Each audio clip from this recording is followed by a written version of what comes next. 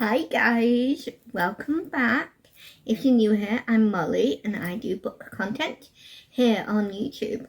And I have an August wrap up to talk about with you. So judging by what my TBR was like, I would recommend setting some time or, pausing in between if you need to. I'm assuming this is probably going to be a decently long video. So I hope you've got a drink and a snack or lunch, dinner, whatever it is. And I hope you enjoy. I've got something to drink with me as well to help me through this. I've got my autumn mug out. It's also raining. So yeah, I've had to put my big ceiling light on, so hopefully be okay. So what I'm going to do is I'm going to start with all the books I've not been able to get to, and then we'll talk about the books that I did get to. So I'm going to first preface this by talking about what I did for August, because I did something a little bit different. If you saw, apparently I'm in the dropping things mood today. So in July, when I was sorting out my TBR for August, I decided to do something a little bit different. I decided to use a game called Splurt to kind of pick the majority of my books for me to read. So I had different prompts. So for example,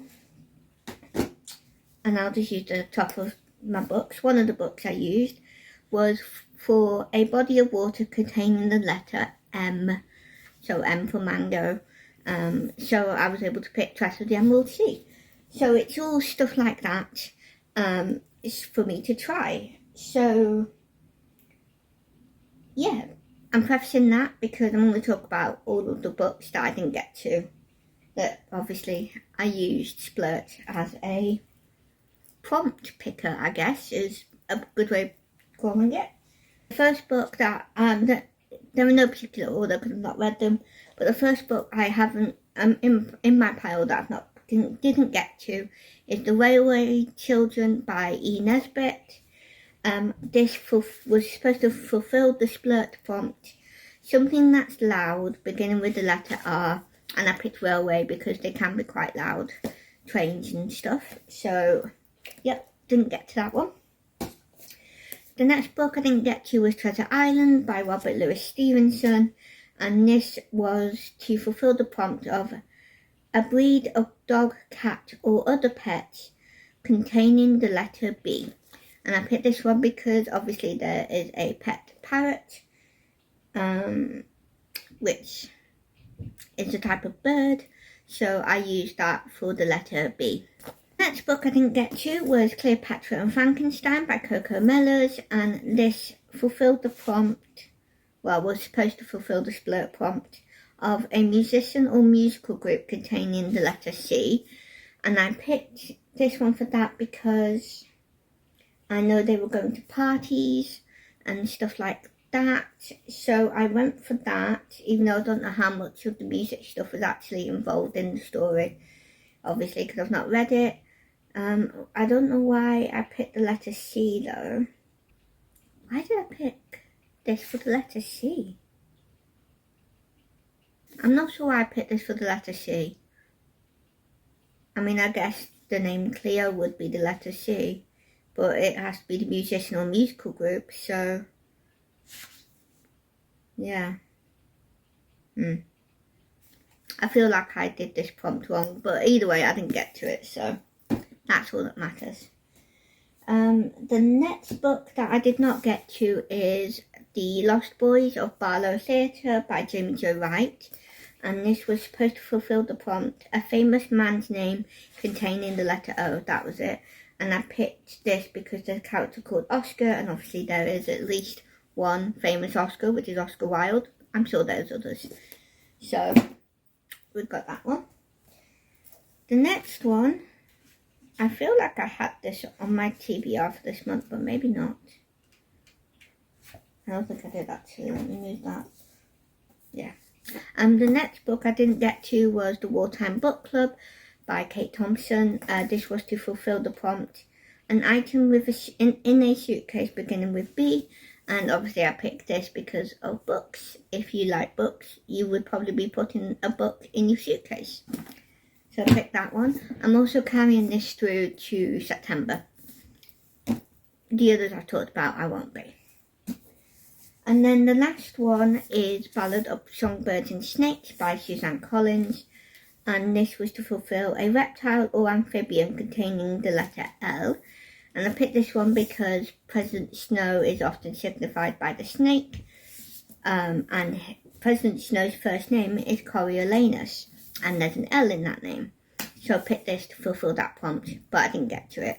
I am also carrying this one over through to September too. Or as well, whatever words you want to use. So, those are all the books I did not get to. Let us go into all the books I did read. Hang on. This one is kind of an in-between, and I'll tell you why. This book, Blood Secrets by Morgan L. Bushy, was also one of the books I technically didn't get to in August, and this was also to fulfill a prompt, I think. No, it wasn't. Okay, this was not to fulfill a prompt. Oh, I know. This wasn't a part of Splurt, but I did not get to this either. Gabriel Garcia Marquez's Strange Pilgrims, which is a short story collection. I added this, I think, because there was a translated prompt for one of the readathons or challenges I was doing in August. But I didn't get to that, but I am also carrying this over as well into September. I also had this on my TBR for a readathon that I was doing, the Prairie Trail readathon, but I didn't get to this either, but I have already technically started it. It's just I started this in September. So yeah, I didn't complete this either.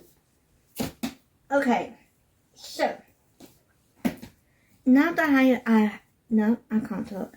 Now that I have done all of the books I didn't read or get to, let's talk about the ones I did get to. So what I'm going to do is I'm probably going to start... What do you want to do? I'll probably start it with maybe the first book in my reviews. Yeah, I'll do it that way. And then I will try and remember to talk about what prompts I used these books for different readathons and yearly challenges. I have finally finished my caramel, my sugar-free caramel, so I bought sugar-free pumpkin spice. Oh yes. Oh, I love it. Which goes with my pumpkin mug. Love this mug. Okay, so the first book that I read, well not, actually was it the first book I read? Yeah, it was the first book I read. It's not in any particular order, but there we go. So the first book I read is Tress of the Emerald Sea by Brandon Sanderson. This is part of his Cosmere series, and it's my first ever Brandon Sanderson. So before I talk about this, because I want to, you won't believe it, I'm going to tell you what I used this for. So, yes. So I used this book to fulfill the prompt in the Prairie Trail Reading Challenge by Anne from In Search of Wonder that she did in August. And I used this to fulfill the prompt supply replenishment, and that is to read with a buddy read. And this could be any topic or genre. So the Prairie Trail, especially all of you in America will know, this is like the westward expansion part of history, and put the dates between 1780 to 1880. And she said not all of the books need to be set, it's only 2 that do need to be, and only one of them was a must read, like, I don't know. Anyway, either way, only 2 books needed to be set, then you don't have to stick to that if you don't want to, outside of those 2 particular prompts. So this one, the buddy read, didn't have to be that, and I picked Tress of the Emerald Sea for that. And I buddy read that with Teresa from Creatively Faithful. Unfortunately, she didn't like it, so we stopped. Well, she stopped and I continued the book. So yeah, I should have checked what prompt I used this for. So I also used this for because I was asked, I need to say this, okay. I was asked very kindly by Kristi, from Kristi A. Cole, to be one of her co-hosts for the End of Summer Jam Readathon. And it was great, I loved it. I was on sprints, the most sprints I've ever done. It was just fantastic. And it's a really cool readathon because what you had to do, instead of using a prompt, picking a book for a prompt to fulfill that, to fulfill that prompt. So like, you know, like I said with ballads or songbirds and snakes, for example, I picked it because Coriolanus is, snow is often signified by the snake, and there's an L in his name. That's not like that. It's more like writing prompts. So whatever book you finish first correlates to whatever prompt you're at. So like if you're on your first book, that is used for the first prompt, and the first prompt is about whatever, and it's like a review basically, instead of, you know, there's green on the cover or something. So I can't remember which prompt I used it for. I'm assuming I used this for the first prompt because it's the first book I wrote down, but I don't remember, and I was supposed to check. So BRB, maybe I'll be able to come back. Oh, well, that was a mess. Right, okay, I've written down what they all are now, so that should stop me from getting it wrong, because I don't want to do that. I was talking about Tress, and I used this to fulfill Buddy Read for Anne's Prairie Trail Readathon. I also used this for End of Summer Jam, for our Readathon that I took part in, that I was a co-host. Honestly, I feel like a proper booktuber now. Not that I wasn't. You know, you make one booktube video, I would count that as being a booktuber, but anyway. So, yeah, I just felt really, it was just nice to be included, so thank you, Kristi. So I used this to fulfill prompt number 1 in End of Summer Jam, and the prompt was, how did this book make you feel? The good, the bad, the happy, the sad. And this made me feel a range of emotions, because it has lots of different things that happen. It definitely made me happy. It definitely made me sad. There was definitely, I don't think I ever thought this book was bad. I mean, there were definitely bad characters, but like, you know, I didn't think the book was bad. I thought it was really good. I loved, okay, there is deaf people representation in this, and I thought it was fantastic. I could have used this for a different prompt, but I didn't in the end, because I finished this first. But it would have been really good for the favourite quotes prompt, because I actually had to write the quote down, because I related to it so much, and it's again to do with the deafness, because I thought it was really amazing, and it wasn't really like, I don't know what the phrase is, but it wasn't like, you know, when you kind of tick it off on a list, when you feel that way when you read or watch something about various different, you know, and the characters, various different, you know, minorities or types of people, and it's like, it just feels like they're just doing it to tick off the boxes to try and get people to like them, sort of thing. It didn't feel like that. It didn't feel like it was stereotyped either. I thought it seemed really accurate. I mean, obviously this is a fantasy world, so some stuff obviously isn't accurate, although we do have actually similar things like technology. So it wasn't completely unrealistic in that respect. But let me tell you the quote. It's not actually part of the End of Summer Jam prompt, but I'm going to tell you anyway because I love it. I don't really have anything else to say. Oh yes, this book is inspired by the Princess Bride, and I definitely saw the connections. I thought it was lovely. This is kind of like sort of gender swap, sort of. but it's kind of what you would imagine that Wesley might have experienced, obviously without the fantasy elements in this way, because it's sort of sci-fi as well, because they're on other worlds. So the sea, the Emerald Sea, and other seas in this aren't what we imagine the sea is. They're not liquid like ours are. So yeah, it was a really interesting premise. I definitely think it's a really good book to start with, because it's not very big. It was very funny. I loved, what was his name? Oh, I didn't write it down. I should have wrote down his name. No, wait, I got distracted. Okay, I was meant to tell you the quote that I wrote down. Okay, so this is a quote written by the narrator, but it's about the deaf character, kind of. It's connected to that character, but the quote is, "Reading lips doesn't work like it does in stories. It's a messy business, full of guesswork, and is extremely taxing." And that is the most accurate sentence. I actually teared up when I read it, because when you see people talk about it in media, like, especially in like films or TV shows, where, you know, they're like, "Oh, it's amazing. Hey, you can lip read. Why don't you do this so we can sneak on what they're saying?" Like, that's not how lip reading works. It's not like when you have those, you know, like you're in a spy movie and you have these like cool little earpieces where you can listen in on conversations. Like, lip reading isn't like that. It's not an accurate science.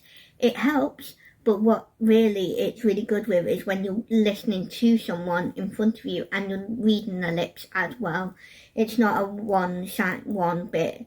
You can understand everything. You need both to be able to understand more of what you're hearing / reading. And I have never seen that in anything. I've never seen anyone say what Brandon Sanderson said. And that's what made me love him. That's what made me go, oh yeah, this is going to be like the best book. This is the best book that I've read, I think, all year, if certainly all month. This is like a 6+ star. When I read this, I actually wanted to reread it pretty much straight away. I never get that with books. I'm not a massive rereader personally, like outside of like readathons and stuff. I don't really reread things. So obviously, if you've been watching my videos, you know I have been rereading things. I've been rereading Anne of Green Gables, for example, certainly the first 3 books. But if it wasn't for the Year of Maud yearly challenge that I'm taking part in, that Chantel is doing, I wouldn't have reread them. Certainly not so soon anyway. But so I'm not a massive rereader. But this, I wanted to. I didn't, but I wanted to. Which I never get that with books. So that's what made me want to give it, as well, that's what made me want to give it a 6 star. Fantastic book, really funny, and I love, what's his name? What is my guy's name? Love him. It's not the character I'm looking for, but Ulam is the doctor. I love him, he's great. He's really funny. But that's not who I'm looking for. I'll know his name when I see it, but I can't remember his name. Ah, no, it's Bacchus Watson. Don't want it like that. What's his name? Oh, I'm gonna, honestly. I love him. Oh, I can't find his name. I hate it. Come on. What's his name? What's the guy's name? I love him. Hoyd! Took me about 10 years. Okay, the character Hoyd, I love him. He's so funny. He's amazing. So yeah, I love his character as well. But yeah, love Tress. Definitely recommend it. Yeah, very cool. Love it. So the next book I read is George's Marvelous Medicine. I read this on my Kindle. This one was a quick read. I used it so because it's a children's book. It's by Roald Dahl. I didn't really give it a high star. I gave it a 3. It was mid. It was entertaining. it's definitely one of those children's books that I wouldn't necessarily recommend to adults. It's not really one that, you know, transcends age groups, really. It's definitely more for children, this one. But it was entertaining. There was a quick read. It fulfilled what I needed it to fulfill. So obviously I used this for the end of Summer Jam Mood Readathon. This was prompt 2. And prompt 2 is to describe the setting of the book. What was it? Do you like the place? Would you like to go there? So this is technically set in the real world, kind of, except maybe the Marvelous Medicine bit is a bit fantastical, so maybe more like magical realism, I'm not sure. It takes place on a farm. I do like farms. I didn't mind the setting. Would like to go there? Not really, because I'm an adult. So if George was there, I would be worried he would try and give me some medicine.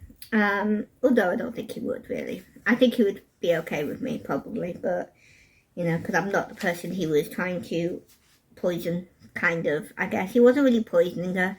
I don't really know how else to say it, but yeah. Anyway, so, I like the farm, so I would like to go there as long as George wasn't there, I guess. But yeah, it was fine. I gave it 3 stars. It fulfilled other prompts. It fulfilled yearly challenges for me. I don't know.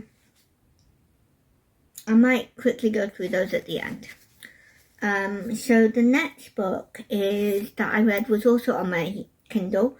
And this was Little House in the Big Woods by Laura Ingalls Wilder. This is another children's classic. And this is book 1 in the Prairie Trail. Little House on the Prairie, series. And so, as I'm sure you could tell, with me mentioning the Prairie Trail Challenge that Anne was doing, that was to fulfill one of the prompts. And I used that one for dysentery. And that was historical fiction set during the westward expansion. Because it doesn't necessarily have to be about the trails necessarily, you know, like documenting the travelling to the new areas, because I don't know where they were going. I'm English, I'm in Britain, so I don't really know much about that. So yeah, it could just be prairie life, which obviously is what Little House in the Big Woods was about, and I really enjoyed that. I gave that one 5 stars. It was a lovely book. The descriptions were lovely to read with the nature and all of that. It goes through like a whole year, basically, so you get lots of different seasonal descriptions, so you get a lot of lovely food descriptions for autumn, which were very nice to read. It made me want to eat them. There were some illustrations as well. There was with George's Marvelous Medicine. I'm dropping everything. With George's Marvelous Medicine as well. But the illustrations for the Prairie one were nicer. Yeah, I definitely want to continue the series at some point. So obviously this was for dysentery, and this was my 3rd book that I read, so this fulfilled the 3rd prompt in the End of Summer Jam Readathon. And the question was, how long has this book been on my TBR? How do you feel now that you've read it? So it wasn't on my TBR for very long because I picked it up specifically for Anne's Readathon, but I was aware of the series and kind of interested, sort of, but I didn't know what, well, no, but I wasn't overly eager to start it, but I was happy to try it at some point. So I wouldn't say it's been on my TBR very long, a month maximum, well, maybe more like a couple of weeks actually. Now that I've read it, I'm really glad I tried it. I enjoyed it, definitely want to continue with the series. So yeah, I'm glad I got that off my TBR. The 4th book I read was The Pumpkin Spice Cafe. I do have that physically. Let's get that up. This is a gorgeous seasonal book. I absolutely love the cover, and this is by Laurie Gilmore. I had to DNF this. This was also a buddy read with Lucy from Lucy Chronicles. We both DNF'd it, basically at around the same time in the book. I think I was a little bit further on, but not much. yeah, so there is, it's, for me, it wasn't, so far as I read up to about chapter 18, I think. I mean, there's no way of actually knowing, but, or did I read up to 19? Yeah, right, I read and finished chapter 19, 18, sorry, and then decided to stop, because, I don't know, I liked the town characters, the people who already lived in the town. I enjoyed that. I enjoyed all the autumnal descriptions, you know, like the cover and stuff. But I wasn't particularly interested, though. It didn't grip my attention very much. It's definitely a cozy read, but yeah, there's not really much spice. There was definitely instant attraction. Yeah, I didn't really find there was loads of spice. It wasn't too bad. Like, I got up to chapter 19. Well, I finished chapter 18, so I was like I was over page 100. I was on page, I finished, yeah, I nearly got up to 200 pages, so I was like over halfway. But it was getting, the romance was getting spicier.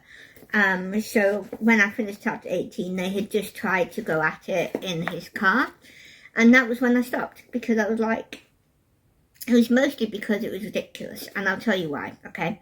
So they had just been in a town meeting. There's nothing spoilery, but they had just been in a town meeting, and the love interest, Logan, was dropping Jeannie, who is the main character, dropping her off at her home, which is the flat above the cafe. And so they were on what is called Main Street, and as it says on the tin, it was the main street of the little town. I think it's a town, yeah, small town. So, public. And so obviously the town meeting had a lot of people. They had just left, so it wasn't like it was late at night where no one was around. I don't know what time it was, but there would have been people around, because people would be going home. And they started trying to go further, shall we say, in his car. Yeah, on Main Street, where people could see them. Yeah. Like, if they started kissing and then decided to take it up to the flat, that's different. But no. They didn't want to go up to the flat. They wanted to stay there. And I'm just like, no, I can't be dealing with this. Like, how do you get so engrossed in someone that you don't know where you are? Like, come on. No. That was what did it for me. I just thought it was unrealistic. I don't want to read spice or open door scenes, but in, like, secular, non-Christian books, I do expect it. At least some. It didn't go further, but they tried. Then either, I think they accidentally nudged the car horn, or someone else beeped the car horn in their own car, which stopped them, because they're like, oh, whoops. And I'm just like, what's wrong with you? So, I was glad it stopped, but like, it was just ridiculous. I'm like, if they're going to keep acting like this, I don't want to continue. I mean, they're not even like teenagers, okay? They're grown adults. They're in like the 30s, like 29, 30 and stuff. Like, they're not kids. So, it's just, no. I was like, I'm done. No, thank you.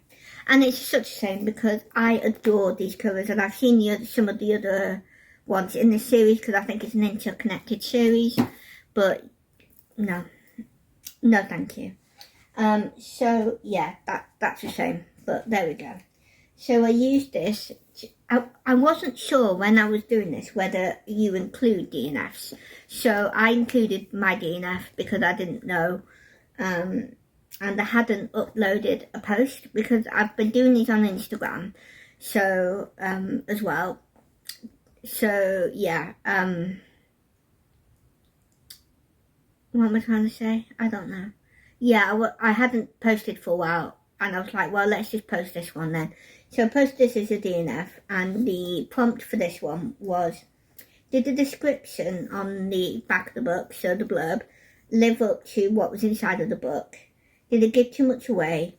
And it said you don't have to look at the blurb before reading if you don't want to. You can look at it after. So I looked at it after, and it definitely, so far as I read, because obviously I didn't finish it, definitely lived up to the book. That it didn't really say too much. It just gave like the outline of it. I didn't think it spoiled anything. But obviously, with being a romance, you know what's going to happen. You know the main two are going to get together. But yeah, so yeah, I didn't think it gave anything away. But personally, I wouldn't recommend it myself. But I'm sure loads of people do enjoy it. But I'm not here for it. Oh, you right? You can't see it, but I've got my cat with me, keeping me company. Or am I keeping her company? Let's be honest, they all think it's their own beds, don't they? Yes. So the next book I read was another ebook, and I read The Story Girl by Ellen Montgomery. This is still set in Prince Edward Island, I think, or certainly Canada anyway. And this is not a part of the Anne series, but it still has those Anne vibes. The Story Girl, her real name is Sarah, S-A-R-A, is very Anne-like. She's very imaginative. She's very free-spirited, I found. It was a lovely book. I really enjoyed it because it was a lovely story of maybe about is it a year? Did they do Christmas as well? I don't remember. But it took place over quite a long amount of time, certainly a few months, if not a year. And it's actually in the point of view of one of the other characters, a boy, I can't remember his name.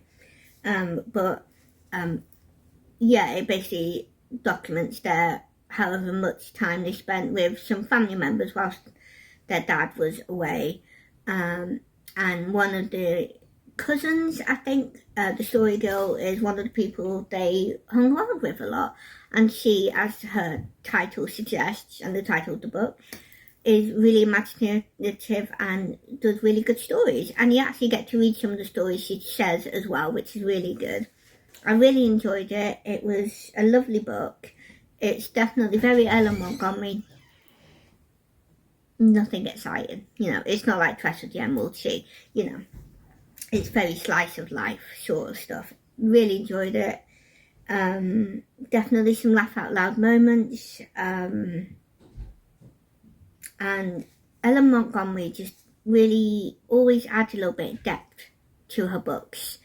So there was definitely a little storyline of emotional stuff, and that was, it always just adds something to it, and she does it really well, because it's still very much a children's book.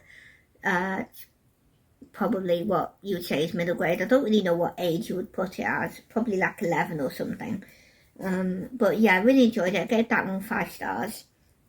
And that one was my next book, and that was actually a free space, and you tell anything you want about the book. So I can't remember what I wrote, but it basically probably just a general description like I normally do.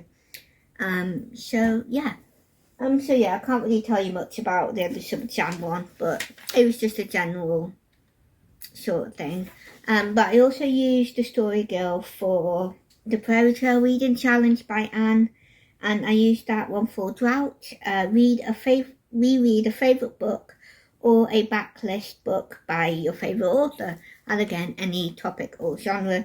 So I picked The Story Girl for that, because obviously it is, it is a backlist for Ellen Montgomery, because she's not here. So she's passed away, as far as I know anyway. I assume she is, because she was alive quite a long time ago. But yeah, so I used Story Girl for that one. So yeah, that is The Story Girl. The next book I read was actually an audiobook, so I read, and that was Vera Wong's Unsolicited Advice for Murderers by Jessie Sutanto. I can't remember who the narrator was. yeah, I can't remember who the narrator was, but she was Chinese as well. And yeah, this was a surprise because I don't know if I've told you guys on here, but I know I've mentioned it to someone anyway, that I struggle with audiobooks.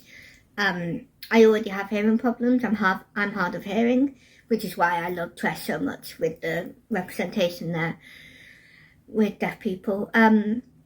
Yeah, I struggle with audiobooks, and then I also, for some reason, decided to have it on 2x speed. But I still understood it enough to know what was going on. Especially because I would listen to it in the shower, so I had the noise of the shower going as well. So I don't know why I do it, but I did it, and that's good. I've enjoyed listening to stuff in the shower, so yeah. I really enjoyed it. I thought it was really funny. I gave it 5 stars. Yeah, the found family trope is the main thing in this book. It is a mystery. I think it might be a cozy mystery. I'm not sure. It's certainly not graphic anyway, or in that respect, it's not like a thriller. So I think you would count that as cozy. I'm not sure, but yeah. So there was definitely a big found family trope, which was beautiful to read. It was the main thing, really. There was definitely a mystery, and the found family trope was because of the mystery aspect, because they were all suspects as to who murdered a character. So yeah, and the main character is a meddling grandma, and I do quotes for grandma because she's in her 60s. Yeah, that was it. Lost my train of thought. So she's not actually a grandma. Her children are adults, but they don't have their own kids. But she kind of she is that sort of vibe. She's certainly an older woman who likes meddling, and I love that trope. So that was fun. Lots of really yummy descriptions of food. It sounds so good. So if you like your food, I recommend it. And the twist was really good. Now, just be aware, there are things I miss, so it could be because I just missed all the clues, but there was a twist that I wasn't expecting. It was still believable, but I didn't notice any possible connections, really, apart from one, but I didn't really think about that one either. So, yeah, but I thought it was really good. The twist was really good. I was shocked. I was like, oh! I did a gasp out loud and everything. It was great. So I definitely recommend it. 5 stars. Okay, I think I've moved you a little bit. Sorry, guys, but you can still see me, so it's fine. So yeah, River Wong, 5 stars. So I used, in terms of the readathons for the month, I did use River Wong for the Prairie Trail Reading Challenge by Anne, and that was for River Crossing, and I used it for Read Any Book, so like a free space basically. And then I used it for Prompt 6 for End of Summer Jam, and oh no, right. So the question was, what is the first sentence of the book? What do you think? And I don't remember the first sentence. I looked it up when I was doing my Instagram post, but I can't remember what it is. Yikes. If I can, I will try and write it down when I'm editing. But I do remember it wasn't anything particularly special. It wasn't particularly exciting. It was just kind of setting up the book, basically. It definitely set up the fact that it was probably going to be funny. I did think it was amusing when I listened to the first sentence and then reread it when I was looking it up. I think it had something to do with animals, and I think it was to do with a pig and something else. And I think from context and from what I know of the Chinese zodiac, I think it was to do with that, but it wasn't particularly obvious. But if you know at least a little bit about the Chinese zodiac, you will probably hear it or read it and go, oh yeah, that's probably what that's about. But it was definitely amusing. Like the whole book, it was very funny. But yes, yeah, I enjoyed it. It was good. the next book I read is also another ebook. I read a lot of ebooks and one audiobook. And that was The Healer's Apprentice by Melanie Dickerson. This is a Christian fiction fairy tale retelling of Sleeping Beauty. And I also buddy read this with Lucy from Lucy Chronicles, because obviously we both DNF Pumpkin Spice Cafe. But we also had another friend with us buddy reading it, and that was Kelley. And obviously I'll link everyone down below, because Kelley was also one of the co-hosts for End of Summer Jam. So I'll be linking her down below as well anyway. So the three of us buddy read it. Kelley was first because she had to finish it because it was a library book. And I think she's just a faster reader than me anyway. So yeah, but then yeah, me and Lucy continued it as well. And I thought it was really good. I gave it 5 stars. It is a YA, and it definitely read like that. The writing wasn't particularly... not that it has to be difficult, but it was very simple. It was very elementary. It wasn't anything complicated, and I don't mind that. But obviously, if you don't like that sort of writing, then you might not like that book. But I thought the story was really good. There was only really 2 references to Sleeping Beauty that I was really aware of, and that was Rose's and the character being called Rose, like Briar Rose, except Briar wasn't involved in this book. It was just Rose. You're a bit high up, aren't you? Let's lower you down. There you go. Yeah, and then there was the fact that she was betrothed from birth to this prince, although in this book he was a lord / duke, because he was going to be a duke. This is set in the medieval times, so this was, I think it was the 1200s, I can't remember, but it fulfilled another prompt that is to do with that, the dates, so I'll tell you when I look those up for my yearly readathons. I loved the couple. I thought it was really sweet because you see the build up of their relationship. So obviously if you've read Sleeping Beauty, if you've seen Sleeping Beauty, you know, certainly the Disney one, there's not really much build up of relationship really. Certainly in terms of actual getting to know each other bits. But you do get that in The Healer's Apprentice. There is a love triangle, so just be aware of that. You kind of know who she's going to end up with, I thought. But there were times where I was second guessing myself. But I didn't like the character she was going to go with. He needed some growth, to say it nicely. But the actual love interest was really good. I really liked him. And I also loved 2 characters who were... One of them wasn't a friend, but he became a friend, and then the other one is a best friend of the main character, Rose, and that is Hildy, and another friend who's called Gunther, and that's the one I was just telling you about. He wasn't initially a friend, but Rose met him at one of the balls and stuff. I love them. I love both of them. But yeah, the writing wasn't anything special, but I really enjoyed it. It was a good ride. You do get a couple of chapters or bits where you're in the bad guy's point of view. It wasn't particularly graphic because it is Christian and YA, so it's not particularly graphic. There are a couple of instances of assault, but they're not. One of them is not described at all, really, and I don't think it was. Actually, I'm not sure. It wasn't described, but anyway. One of the characters did get assaulted, and the other one was almost assaulted, but she got away. So none of them were really very heavily described, and they both get... but yeah, it wasn't really described, but just be aware that if you are sensitive or you don't want to read that, you might not want to. This is the first book in a series, fairy tale series by Melanie Dickerson. I'm not opposed to continuing it. I don't know if they're connected at all. Like, I don't know if you see the characters from The Healer's Apprentice in any of the other books, etc. But yeah, I enjoyed it. It was good fun.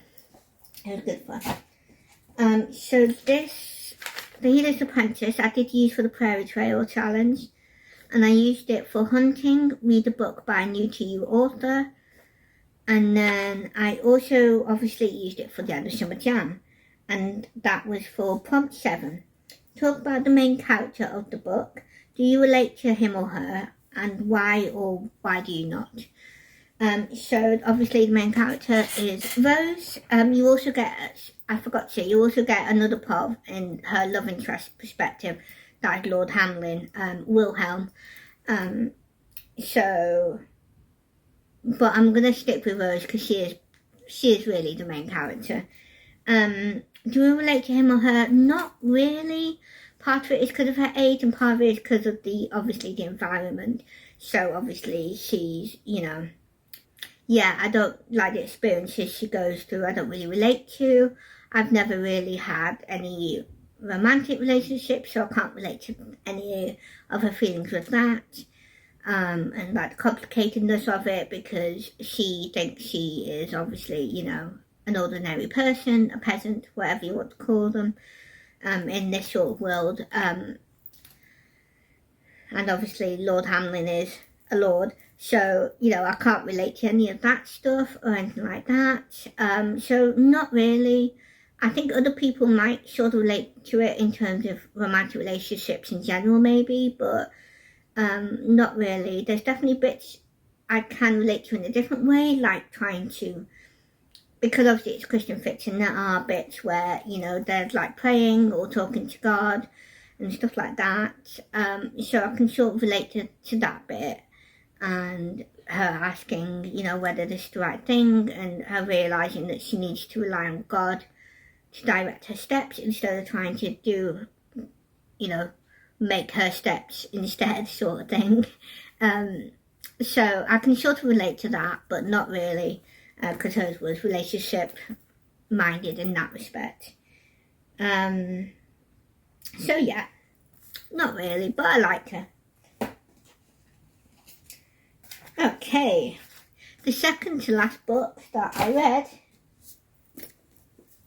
is Bunny by Mona Award. This is very much not a Christian book. This is not for everyone, whether you're Christian or not.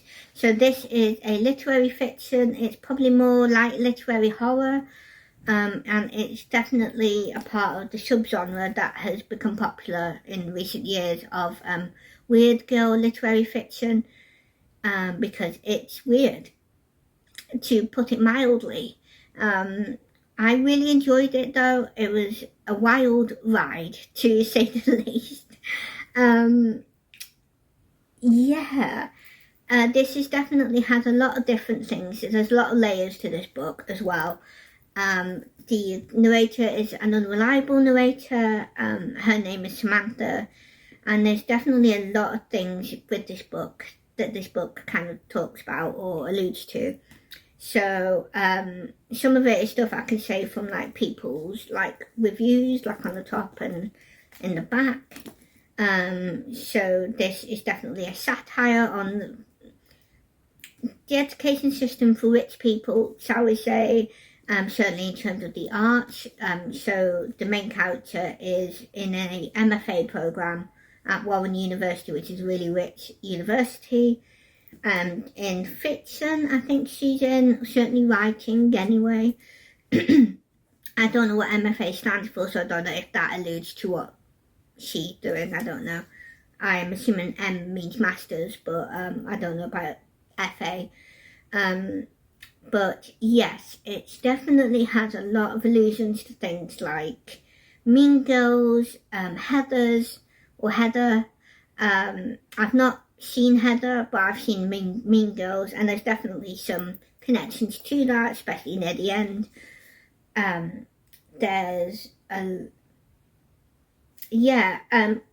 One of the newspapers on the back says it's a unique peek into the dark side of female friendship.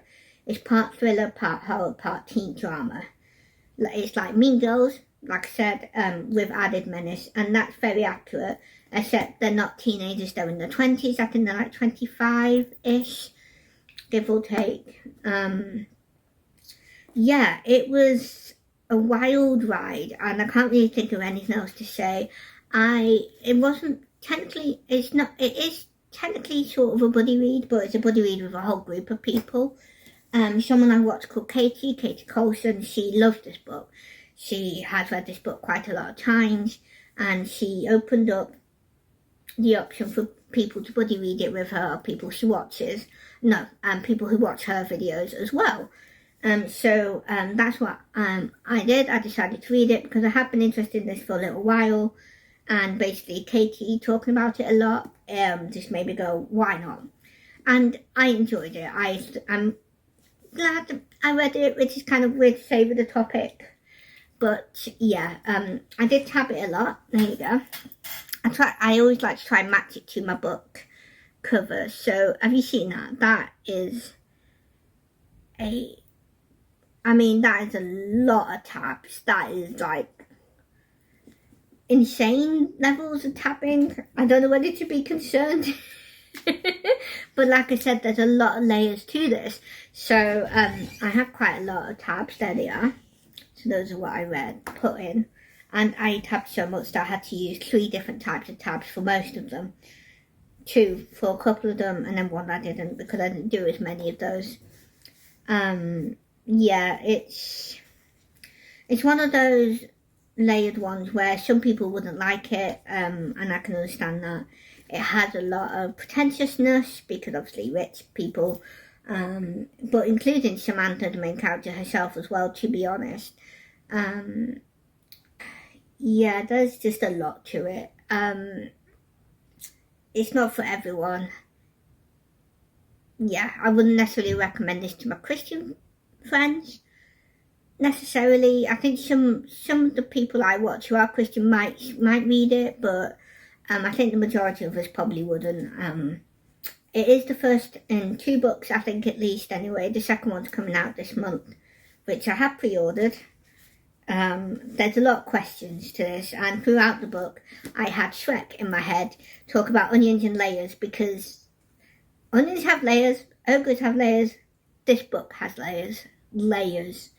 There's a lot to it. There's lots of satire about a lot of different things.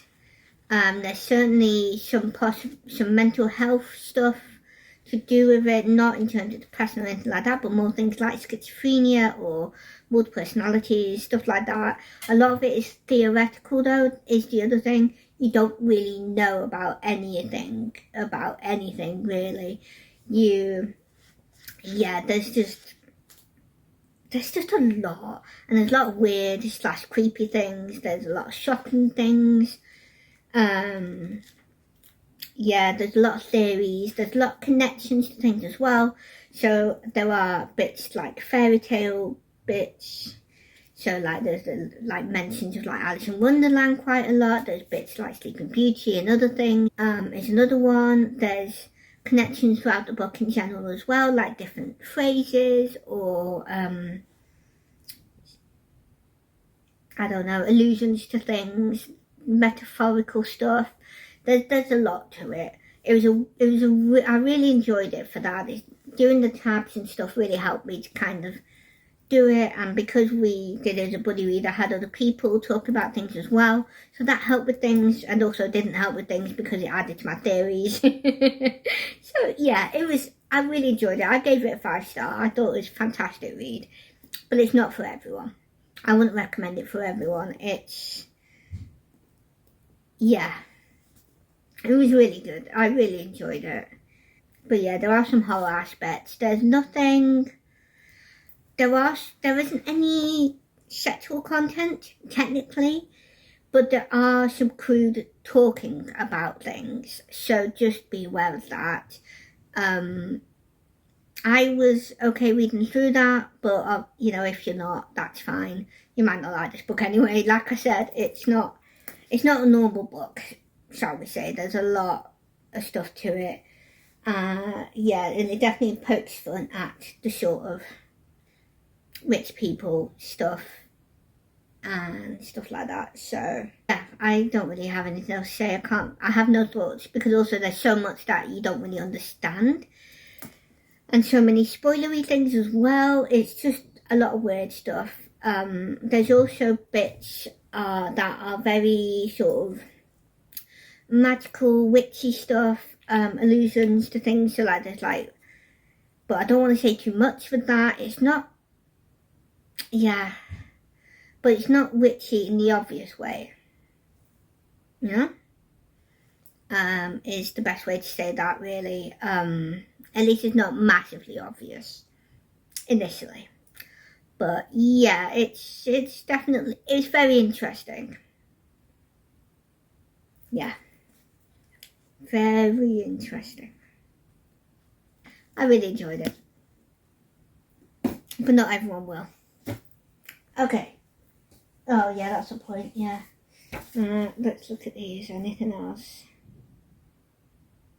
Okay, right, okay. Okay, so obviously I used this for the end of summer jam. I'm getting lots of interruptions today. Okay, so, Bunny. I used this to fulfill the end of summer jam prompt number 8. And that is name a good quote from the book. If there's several, share them. And this one actually was good for that as well. There was a lot of quotes.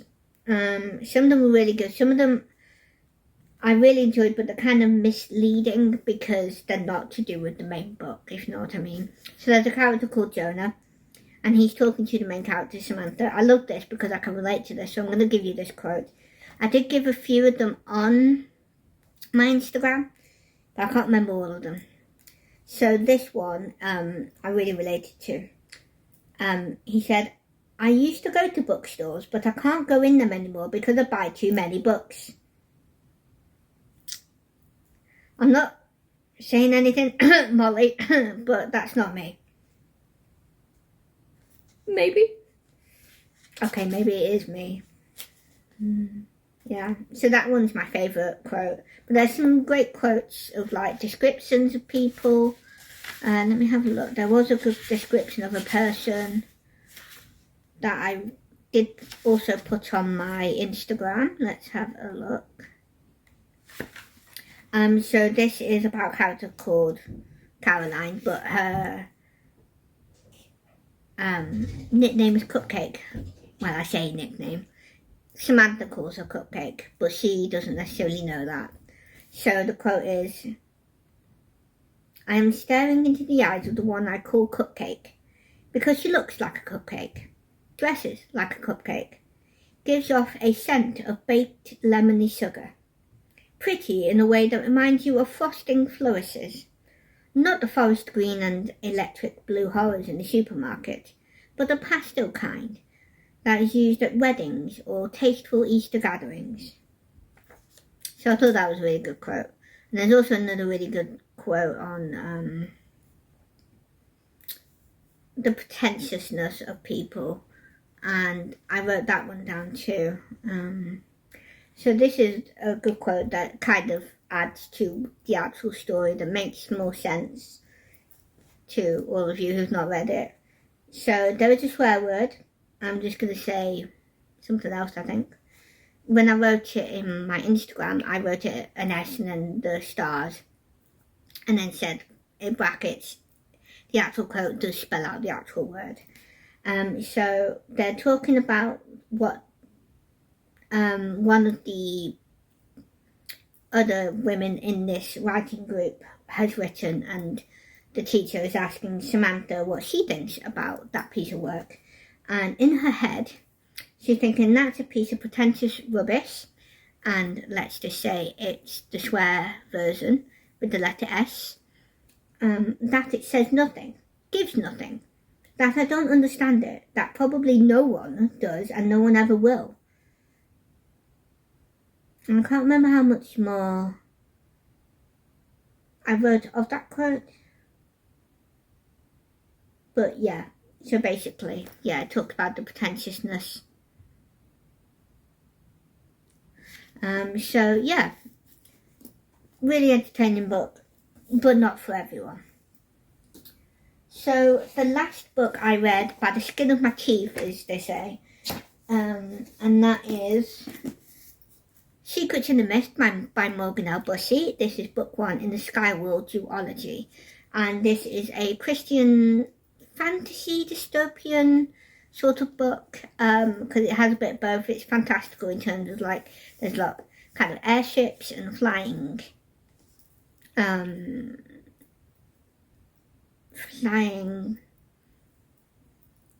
bits of rock where people live on, flying countries, I guess. I don't know how to describe them, but flying pieces of rock. You can't kind of see it, so they kind of look like that, some of them and stuff.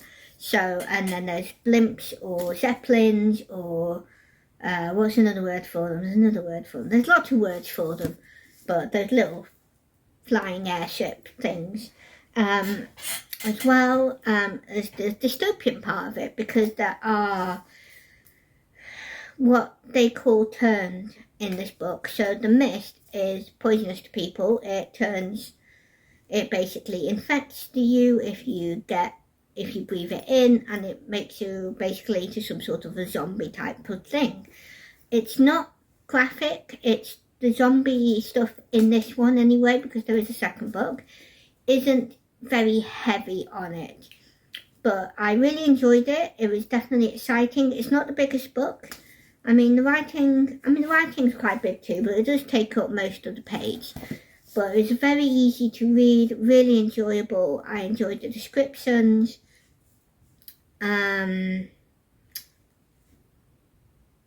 Yeah. I also actually did fulfill a prompt in the splurt things, and I forgot to say that about Tress.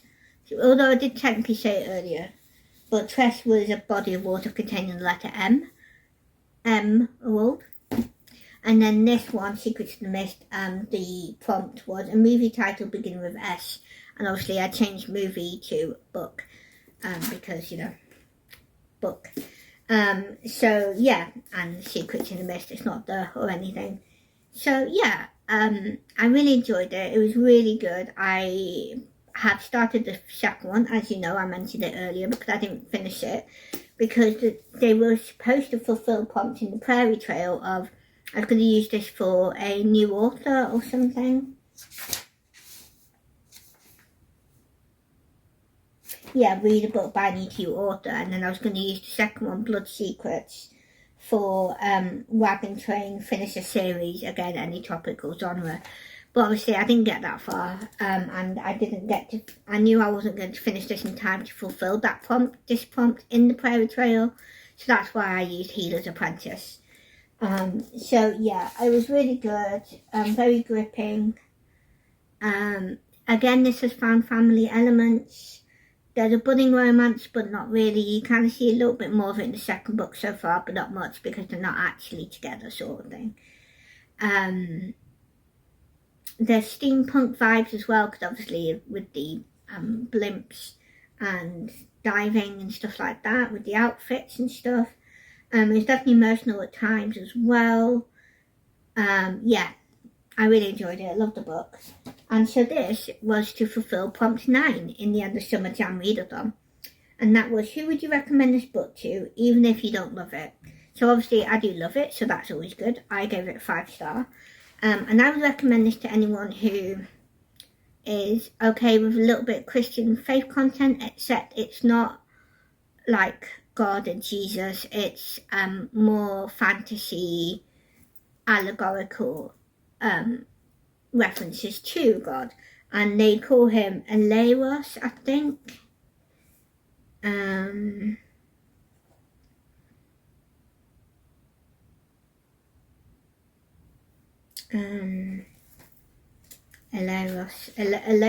Eleros is, yeah, Eleros. I don't know how you pronounce it. It's Elaeros. So there's references to him. It's not massively faith related, but they do talk about him. I don't know if anyone talks to, yeah, I think they do talk to him and sort of pray, but it's not massive, it's not heavy on that. So if you're not really into, so I would recommend this to anyone who isn't really a Christian as well, because it's not that heavy.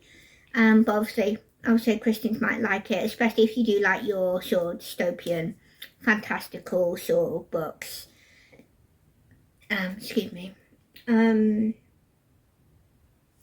Yeah, I would recommend it. Yeah, definitely. To anyone who likes these sorts of things. I don't really know how else to say it, really.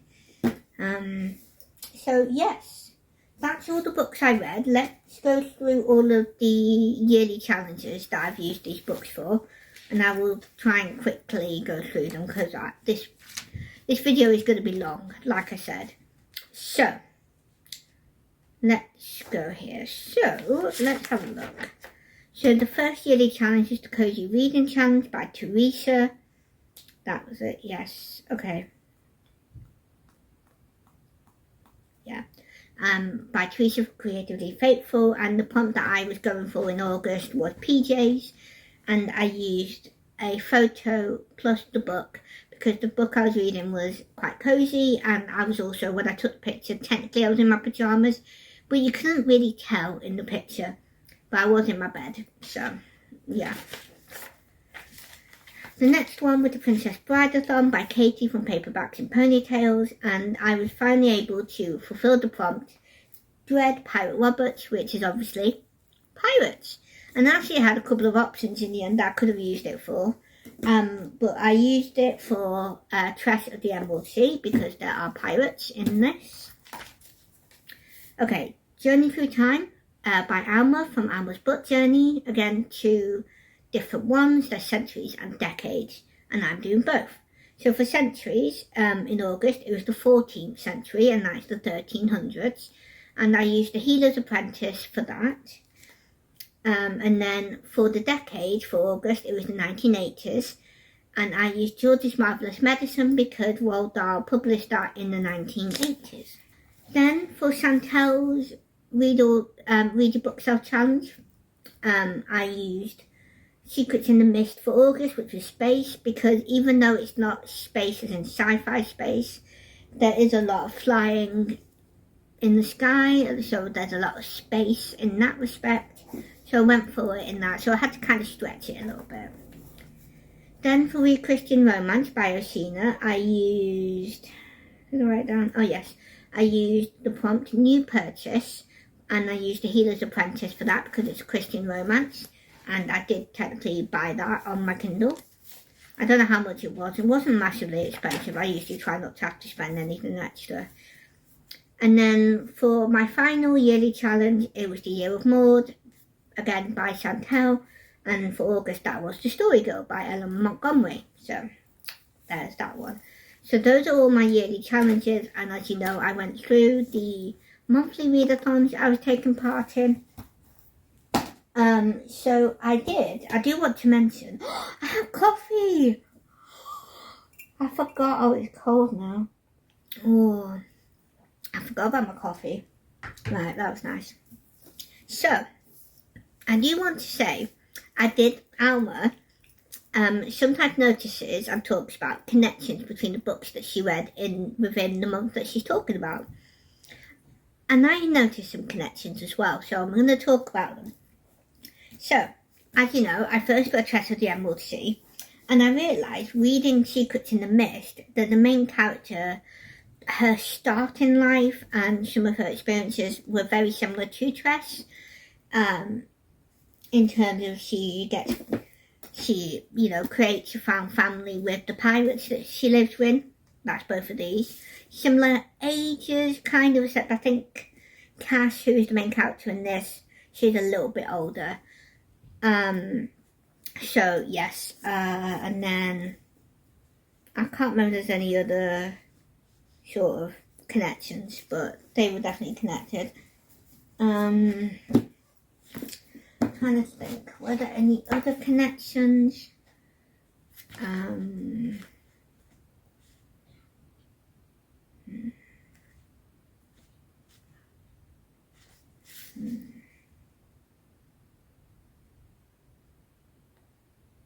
Yeah, there was a lot of found family books in this month. So like I said, there was Treasure of the Emerald Sea and Secrets in the Mist. They were both found family. But you also have The Story Girl. That's kind of, they are technically sort of related, but the kids don't know each other. So I'm counting that as a tentative sort of found family. But obviously you've got Vera Wong's unsolicited advice from murderers. That has a big found family trope. So yeah, a lot of found family. I'm trying to think.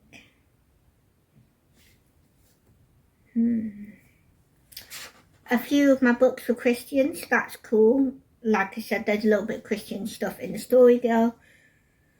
I don't think there was any in Little House in the Big Woods, but there was obviously some in The Healer's Apprentice and Secrets in the Mist, because obviously they are both Christian books, except Secrets in the Mist was more allegorical. Let me think.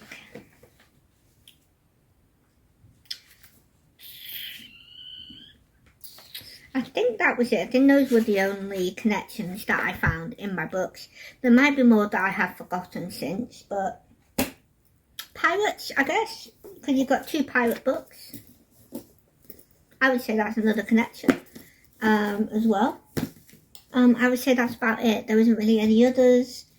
So yeah, and I think it's quite cool that Alma's pointed those out. So sometimes I notice these things as well. So I thought I'd mention it. I'm sure Alma will be interested. So yes, thank you for watching this, what I can only call a feature-length film long YouTube video. Yeah, I would probably recommend get some popcorn maybe. But yeah, so I apologise. It's because I have such big TBRs, a pile of possibilities. So yeah, so thank you for watching. I will leave you all to it. I have been filming throughout the month of August a end of summer jam readathon vlog. So I will be editing that and uploading that. I'm thinking I might do it as an extra video instead of using it to replace one of my other videos that I normally do. I normally do about 4 in a month, once a week. So I was thinking I might do it as an extra add-on. But we'll see. So yes, thank you so much for watching. I apologise for such a long video. Let me know, how did your August go? Did you take part in any of the readathons that I took part in / hosted? Did you do any other ones? How did it go with your reading, not just with your month in general? Yeah. So yeah, that's all my questions. And I just wanted to say a final thank you so much to Kristi for inviting me to be one of her co-hosts. I am very honoured that you did that. I really enjoyed it. I really enjoyed getting to know our fellow co-hosts as well a bit more. I enjoyed the unusual prompts as well. I thought that was really cool.